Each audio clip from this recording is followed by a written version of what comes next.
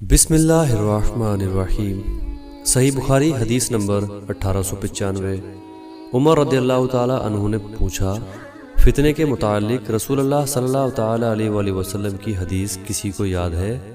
حذیفہ رضی اللہ تعالی عنہ نے بیان کیا کہ میں نے سنا ہے آپ صلی اللہ تعالی علیہ وآلہ وسلم نے فرمایا تھا کہ انسان کے لیے اس کے بال بچے، اس کا مال اور اس کے پڑوسی فتنہ، آزمائش اور امتحان ہیں، جس کا کفارہ نماز، روزہ اور صدقہ بن جاتا ہے۔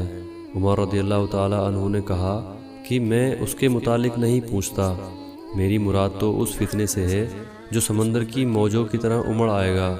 اس پر حذیفہ رضی اللہ تعالی عنہ نے کہا کہ آپ کے اور اس فتنے کے بیچ ایک بند دروازہ ہے، یعنی آپ کے دور میں وہ فتنہ شروع نہیں ہوگا۔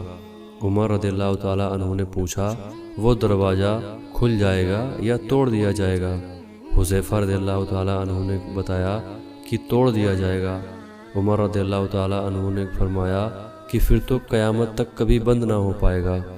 ہم نے مسروق سے کہا، آپ حذیفہ رضی اللہ تعالی عنہ سے پوچھئے کہ کیا عمر رضی اللہ تعالی عنہ کو معلوم تھا کہ وہ دروازہ کون سا ہے؟ چنانچہ مسروق نے پوچھا تو آپ رضی اللہ تعالی عنہ نے فرمایا، ہاں بالکل اس طرح انہیں علم تھا جیسے رات کے بعد دن کے آنے کا علم ہوتا ہے۔